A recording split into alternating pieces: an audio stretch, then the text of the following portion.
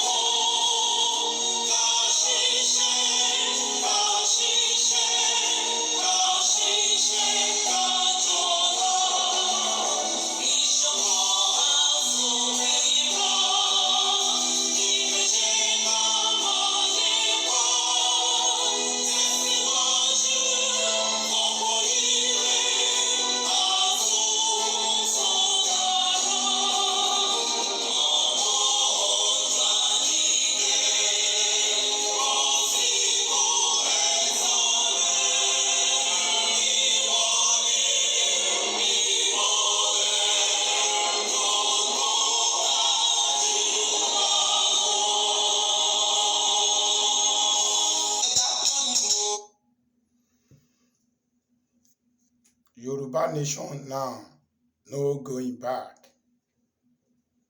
Mo kí gbogbo ọmọ Yorùbá ní tilé toko ní gbogbo ibi tí a bá wà ní orílẹ̀-èdè àgbáyé. Ẹ̀yin youth, àǹfààní tó wà nínú Yorùbá nation òun ni mo fẹ́ sọ fún yín lénìí. Àǹfààní tí a máa jẹ because mo rí pé kò tí ì yé àwọn kan, àwọn youth bíi tèmi kò tí ì yé wọn. Wọ́n jí believe one Nigeria. Ẹ̀yin tẹ́ believe one Nigeria, kí ni achievement yín nínú Nigeria? Tó bá ní mọ́tò ní Nigeria, tó fi po ní owó, ò ń jìyà ni. Wàláì tàláì. Ò ń jìyà ni. Àǹfààní tó wà nínú orílẹ̀-èdè wa ni pé tí a bá gba Yorùbá nation, a máa ní nǹkan tó ń pè ní freedom of speech. Tí a bá yan president wa tí ó bá ṣe dáadáa, oníkálukú á sọ̀rọ̀, wọn ò ní máa fìbọn lé wa kiri. A máa ní security, everybody á lè rìn nígbà tó bá wò ó.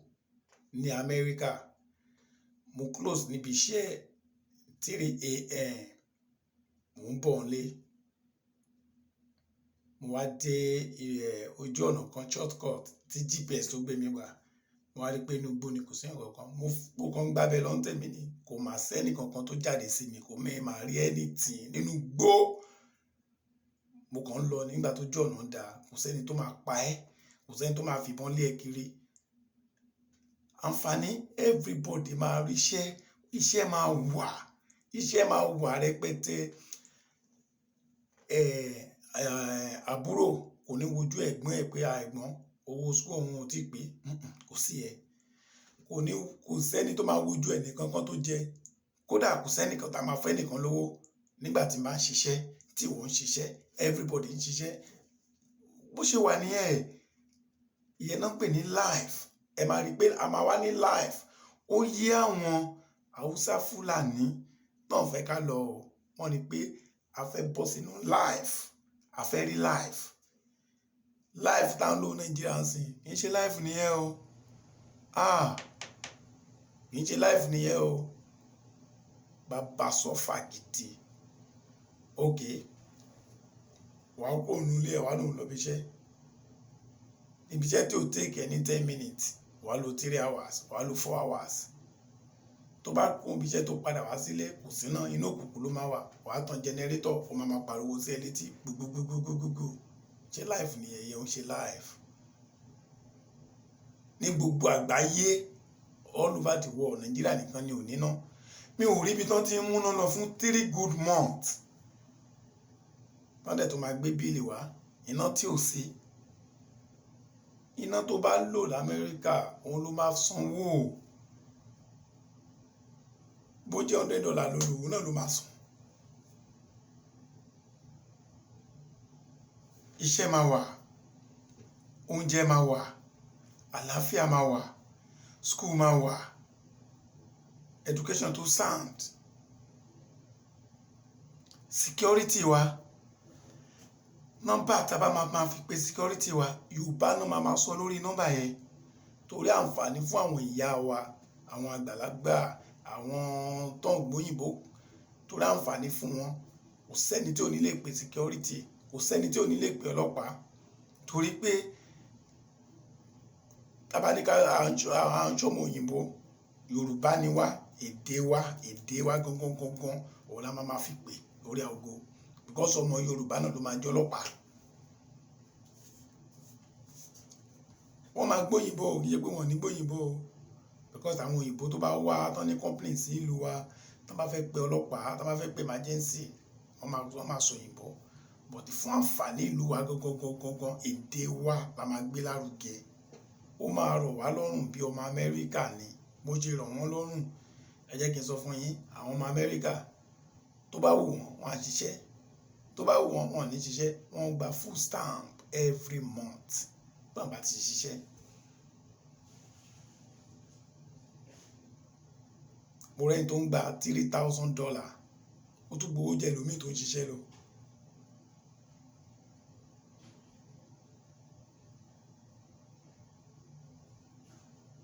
Ẹ̀yin youth, ẹ jẹ́ kí a sowọ́ papọ̀ ká gba Yorùbá nation. Àwa la lè ṣe é, àwọn bàbá ẹ̀ wọ́n lè tì wá lẹ́yìn but àwa youth àwa la lè ṣe é. Àwa la ní gbà fún ìjọba amúnisìn.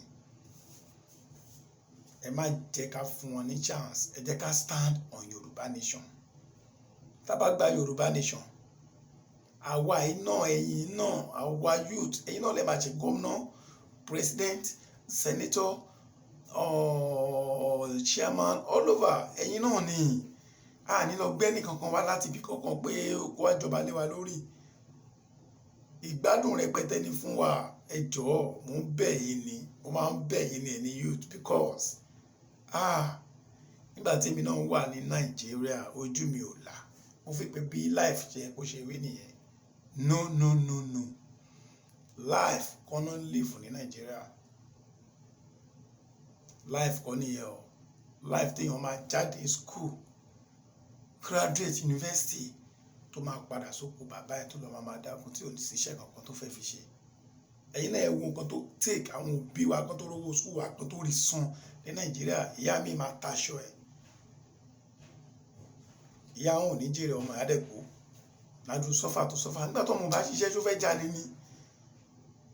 Ẹ jẹ́ ká gba Yorùbá nation.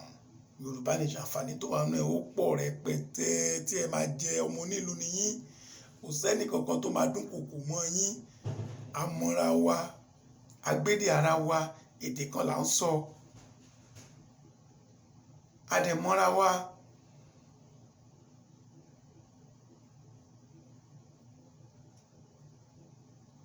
Àǹfààní tó wà ní Yorùbá nation ó pọ̀ rẹpẹtẹ. Àwa tí a wà ní diaspora, àwa gangan ló máa affect jù. Àti rí náà lò, àti rọ́nà tó dáa, hospital tó dáa, àti rọ́nà tó dáa, education tó dáa làwọn ọmọ wa lọ free education. Láti high school bọ́n ṣe jáde náà ti bẹ̀rẹ̀ iṣẹ́ náà ti ń ṣiṣẹ́. Kò sí mọ́tò táwọn mọ́tò everybody ò lè lò. Ẹ lè lo 2020, ẹ lè lo 2021. Kò sí mọ́tò tí ẹ lè lò, kò sí. Bọ̀ tí a bá wá padà sílé ńkọ́, a padà sínú generator mani, a padà sójú ọ̀nà dust, a padà sí kò sí security especially ẹni tó bá wà ní tó dé láti America, London, Germany, everywhere àwọn náà máa wá káàkiri. Ṣé life nìyẹn kí wá ní meaning diaspora láti lọ látọjọ́ ẹ̀. Yorùbá ní a máa kó èrè oko wá sílé. Ìgbẹ́ tá bá ké èrè oko délé ǹjẹ́ wọ́n máa jẹ́ ká lè lò. Àwọn lion tó ti dúró, ǹjẹ́ lion ò ní gbé wa mì? Mo bẹ̀ yín ẹ má jẹ́ ká jáwọ́ lọ́rọ̀ Yorùbá nation.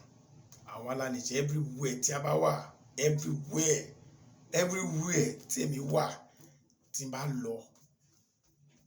èmi ti ń pariwo Yorùbá nation, wọ́n tẹ̀ ti dá mi mọ̀, yes, Yorùbá nation ni o, ẹ jẹ́ ká gbìn, ẹ jẹ́ ká ní àlàáfíà. Irú ìgbádùn tí a ní bí, a fẹ́ káwọn brother wa, àwọn sister wa, a fẹ́ kán gbádùn. Ìyà ò jẹ àwa tá wà ń bí, ìyà ò jẹ wá rárá àtọ́, kò sí sẹ́ni kankan tó ní wá lára, but àwọn èèyàn tó kú à ń lé ńkọ́.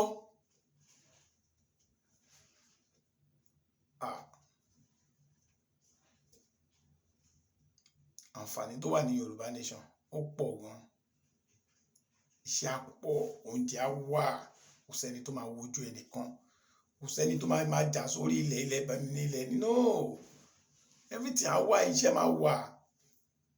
Àwọn fake church wọn yẹn a máa sọ wọ́n di factory la máa sọ wọ́n di factory tó yẹ pé wọ́n máa dá ilé iṣẹ́ sílẹ̀ rẹpẹtẹ. Ìyẹn náà ń pè ní life.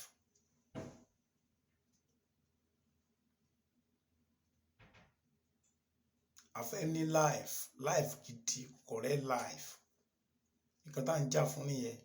Yorùbá nation now, no going back. Ẹ jẹ́ ká parapọ̀ youth, ẹ jẹ́ ká má bẹ̀rù, ẹ jẹ́ ká kíláyà, ká má pariwo síta, ká jẹ́ kó yé wọn pé Yorùbá nation la fẹ́, because very soon a máa gba Yorùbá nation. Ṣé ráwọn tí ò tí join wa tá à ń pariwo fún lójoojúmọ́ tó ń believe owó Nàìjíríà, nígbà tí Yorùbá nation bá dúró, àwọn gan ló máa gbá front, but ọmọ ìyá wa ni wọ́n, a welcome wọn padà sílé torí pé kò yé wọn ni. Nítorí pé Bible gan sọ ó ní àwọn èèyàn mi ṣègbé nítorí pé wọn ò ní ìmọ̀. Tó bá ní ìmọ̀ ni tán rò dáadáa. In fact, okay, for example, àwọn òyìnbó tí a bá wá síbẹ̀, àwa la tún máa sìn wọ́n. Tán bá wá sílùú wa, àwa la tún máa ṣe driver fún àwọn la tún máa sìn wọ́n. Why tó fi máa rí bẹ́ẹ̀? Gbogbo wọn yẹn ò ní sí mọ́. Oníkálukú ó máa ṣe tiẹ̀ ní, àlàáfíà máa wà. Kò sẹ́nìkan tó máa léyàn kan káàkiri, security máa wà. Security ló máa pọ̀ jù. Security ló máa pọ̀ jù. Everywhere camera máa wà, kò sí nǹkan tó ṣe láṣepamọ́. Nǹkan tí a ní nílẹ̀ Yorùbá ó tó wá jẹ. Àwọn bàbá wa mọ̀, ó wù wọ́n ká gba Yorùbá nation. Ṣùgbọ́n wọ àwọn amúnisìn tó ní plan burúkú fún Yorùbá ẹ̀, tó ti rí pé tí Yorùbá bá ti lè dìde, wàhálà ti dé, á dẹ̀ ti dìde, wàhálà dẹ̀ ti dé bá wọn nìyẹn. Àwọn gangan làwọn bàbá wa ń bẹ̀rù.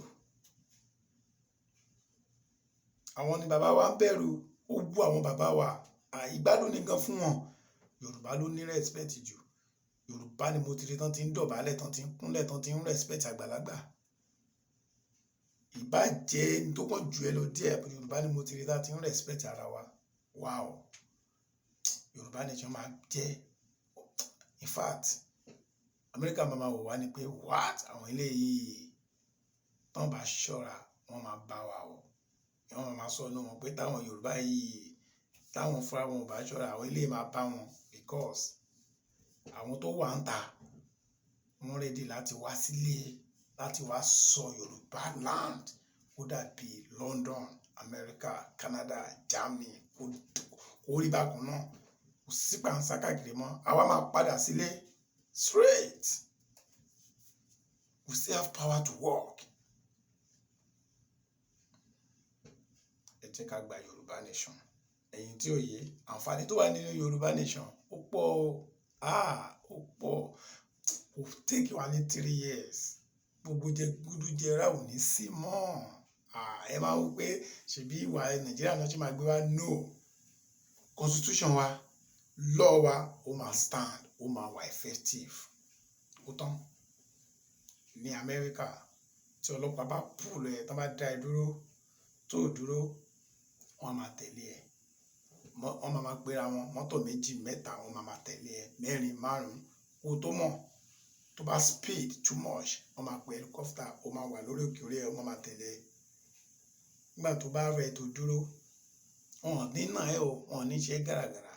asòfin are you okay wọ́n fún ẹ treatment are you good wọ́n lè gbé lọ hospital kan lọ treat ẹ pé are you okay are you normal after that wọ́n ní kó ti wà okay wọ́n charge ẹ lọ court you will now face it law wọn ó stand ó wà effective wọn ló jẹ́ kó kàlàáfíà kó wà bí tọ́dọ̀ wa ṣe máa rí nìyẹn tí lọ́ọ̀yẹ bá ti wà tó wà effective tó ṣiṣẹ́ fún everybody ẹ máa ṣàdúrà fún àwọn tó dá Yorùbá nation sílẹ̀ ní for life ẹ wá rí ẹ má jẹ́ ká wo títí wa nìkan ẹ jẹ́ ká wo ti àwọn ọmọ wa unborn children tó ń bọ̀ ẹ jẹ́ ká wo títí wọn ẹ má jẹ́ ká wo títí wa nìkan ẹ má jẹ́ ká irú àwọn politicians wọn ń jẹ ayé ọmọ wọn máyé ni because orúkọ wọn ò ní dún mọ́ ìran burúkú ni wọ́n èèyàn burúkú ni wọ́n ẹ jẹ́ ká gba Yorùbá nation kàlàáfíà kó wà lórílẹ̀‐èdè títí wa. Thank you.